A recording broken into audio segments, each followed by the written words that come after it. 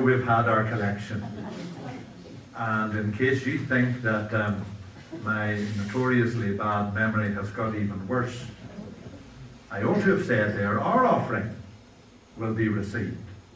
We've given a collection, but our offering, that is not just of money, our offering of worship, our offering of our wills and of our hearts and our minds and our whole selves must be given to God today. Everybody's talking about money. The financiers and the economists and the presidents and the prime ministers and the chancellors of the exchequers, the business people, and every ordinary person is talking about money, or the lack of it today. And it surprised me the other day when I read that Jesus actually talked more about riches and wealth and possessions and money and their dangers than about any other subject, according to a very well-known Bible scholar and teacher. And Paul here, in this section that we've just heard read so beautifully for us, Paul is talking about money. He's making an appeal for money. An appeal to the church at Corinth that they would give money to help the mother church, the dear mother church in Jerusalem. And the church in Jerusalem was so special to every other church that had been formed since then. And he was making an appeal for the Corinthian Christians to give money to help that church at Jerusalem, which was going through difficult and hard times. And to support his appeal for giving, to help them to give, these Corinthian Christians, Paul gives them some reminders. For example, he reminds them of the example of other churches. And in a way, I'm sure Corinth was glad to have that example mentioned to them. It helps you when you know what somebody else has given, sort of how much you yourselves ought to give. I know it helped me when I was 11 years of age. I was a boarder, sent as a boarder to Methodist College, Belfast. And I learned very quickly that on Sunday morning we all went as boarders down to University Road Methodist Church. And in the evening on a Sunday we had a boarders' service in Methody. And you had to give a collection at both services, and I wondered how much to give. And then I discovered that all my mates and all the boys and fellas around on a Saturday night were running around looking everywhere for a change of a penny. And I decided I'd do this. So I says, now what are you wanting a change of a penny for? And they said, for the collection. You put a halfpenny in the morning in University Road, and you put a halfpenny in the evening in Methody at the boarders' service. So I joined in, and I got a change of a penny every weekend, so as I'd have enough for me 2 halfpennies to put in the collection plates.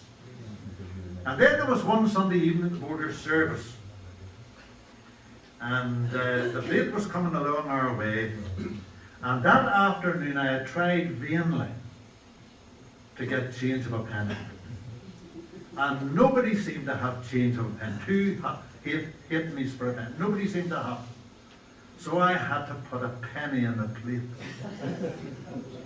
And the plate came over, it came along our own. I was busy chatting away to the wee lad, putting my hand in my pocket, still chatting to the wee lad in there, and put the penny on the plate, and the plate went on.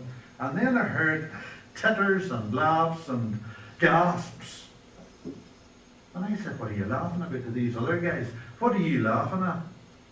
And they said, some idiot has put a half a crown on the plate. I said, "You're joking, what hot pint did that?" And then suddenly I remembered that afternoon I had been with my uncle and my auntie who lived in Eglantine Avenue. Sometimes I went to them for my lunch and my tea on a Sunday. And my uncle had given me £0.50 before I came away. I said, it couldn't be my £0.50. I put my hand in my pocket, didn't let the lads see me, sneaked it out, looking for my £0.50, and there was a penny. A penny and a £0.50 were about the same size, anyway. There was my penny. I had put the £0.50 in the plate. Well, I couldn't listen to the sermon at the best of times. Certainly not that night. And boy, when the benediction was announced or pronounced, I was like a greyhound out of its trap, straight up to the top to where the plates were on the table. And I saw a teacher just taking them away. I said, "Sir, sir." And he looked around. "Yes, Kennedy." I said, "Sir, that £0.50's mine." He says, "Prove it." I said, "Sorry, not to put a penny on the shoulder. I give you that penny if you give me that £0.50. And thank God he believed me. And he gave me the £0.50. He became my favourite teacher, even though I can't remember his name to this day. But I was giving a halfpenny every Sunday because all the mates were giving a halfpenny. They were my standard. They were my example, if you like. And I was following their example. And that's what Paul is saying here. Follow the example of the other churches in Macedonia. Now, the example that they set was not an example of how little you could give, the example I was set, but the example of how much you could give. Because they were a very poor church, the Macedonian church. They were very poor.